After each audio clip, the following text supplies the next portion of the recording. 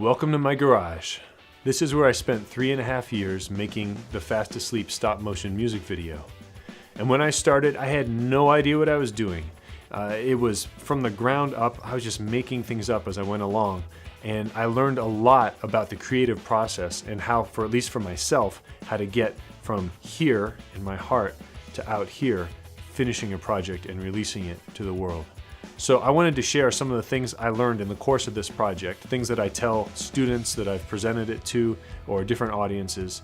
Now keep in mind, I am not an expert at creativity or the creative process. I'm just a guy in the trenches, and I want to share some things that worked for me and things that I'm going to use in all my future projects too. So here goes.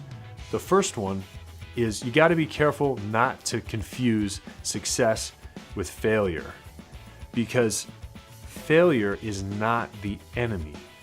Fear is the enemy. Fear is what stops you from getting from here to here. Fear tells you, it's not good enough. What if people don't like it? Why am I even trying this? I don't know how to do it. It doesn't matter. Fear is full of lies. It's the creative poison. Failure tells you that you're actually doing steps. You're traveling from here to here. When I started this project, I didn't know how to take a picture. Like, I can point and shoot, but I didn't know what exposure was, shutter speed, or ISO, any of the things you use to take professional quality pictures. And I learned just by trying. I'd never made a stop motion video in my life. I'd never built any of this. I just started working. And the first ones I did, honestly, weren't great. It was mediocre at best, but they got better and better and better the more I did it. And I was willing to fail enough times that I could get the project from here to here. You've got to fail your way there. So failure, it just tells you you're on the right path. You just need to fail enough.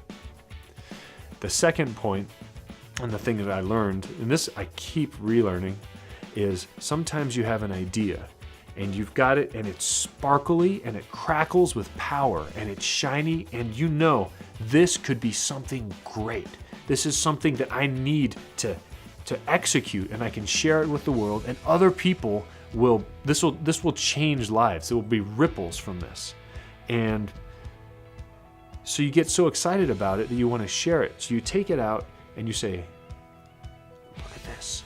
And you show your idea to someone who might be a best friend, and maybe someone who loves you and wants to give you feedback that will nourish you, but they might not be able to visualize that idea like you can. And so they'll do their best, but they're not able to see it. And so they'll give it back to you, but they haven't connected with it, and you get it back and it doesn't glow as much. It doesn't crackle, it doesn't hum as loud, and you look at it and you go, they didn't seem to feel the way it's so obvious. It was so obvious to me. Maybe I was wrong about this. It's a little duller, it's not as loud, it's not as exciting. And in my experience, that's where a lot of my ideas, if I do that, that's their most vulnerable stage. They'll die. They'll die right there. They'll crumple up, and I'll say, okay, this isn't a good idea. I'll just cast it aside, or just languishes. So you have to be really careful who you share your ideas with and when you share them. So once you've taken it from here and you've got it at a point that you've developed it, you've failed enough times that it's actually heading in the direction that's like conceptual and visible to other people, then if you need their feedback, it can be useful to bring them in. But at least for me, I've learned to trust. When I've got that electricity, I don't need to ask other people. I need to develop it and fail my way to bring it to a point. Then I can get the feedback that's actually helpful to me. And the third thing I want to talk about, and this is kind of countercultural right now, is the concept of talent. Because I think we live in a culture that worships at the altar of talent. We've got shows like America's Got Talent, American Idol, The Voice, things that are designed to elevate 3 words in our consciousness. All we want to hear, especially creative people or performers, is you're so talented. Like those words really mean something. Like we're supposed to be excited by that recognition. And the problem is while it is exciting to be recognized for having the potential to do something, that doesn't require you to actually do anything. And so it's hard enough to get from here to here, but if you have it here and you're happy with being told you're so talented, well, that potential doesn't do anything to get it from here to here. You have to be willing to fail to get it from here to here.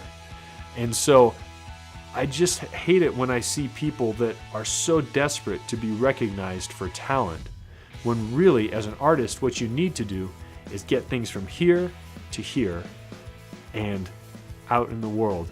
And you know what? You can't control what anyone thinks about your art. They'll love it, they'll hate it, or at worst, they'll be apathetic to it. All you can do is do the work, do the failing necessary to make that project come to fruition, and then it can make ripples in the world. So I hope in some way those words connect with you. If you're a creative person, don't settle for being talented. Protect those vulnerable ideas until they're ready to be released, and fail a lot. From here to here, it's all failure, just over and over and over again until you have the success, which is releasing the project. Good luck. Go make awesome stuff.